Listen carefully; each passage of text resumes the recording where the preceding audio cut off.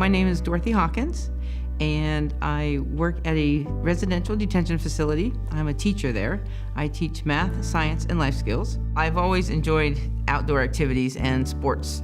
And then back in '86, I blew out my ACL playing basketball. But I had a good surgeon, and everything went great until about 18 years down the road when it started having some problems. Besides going out and doing outdoor activities, I also enjoy spending time with my family. And we have two daughters. Heather is my oldest, and then I have Samantha, and she's over in Japan working at a university.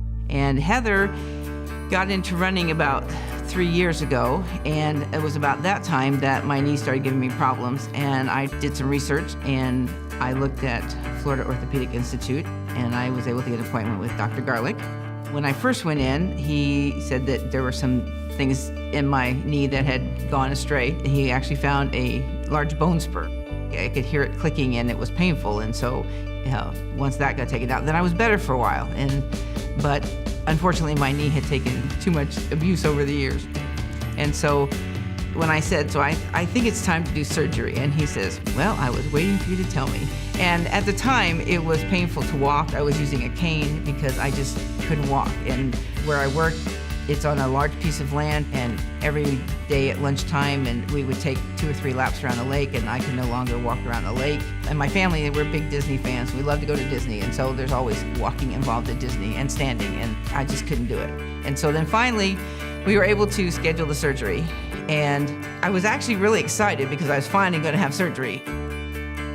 So later that afternoon, the physical therapist at the hospital came to get me up to have me walk around on my leg, which I thought was pretty cool, even that, just walking the first day. And so I got the walker, and we start going down the hallway, and he's saying, now pretty soon you should be able to tell the difference. And I just went, are you kidding? This is awesome. I said, I'm standing straight. I'm not leaning to one side. I'm not wobbling.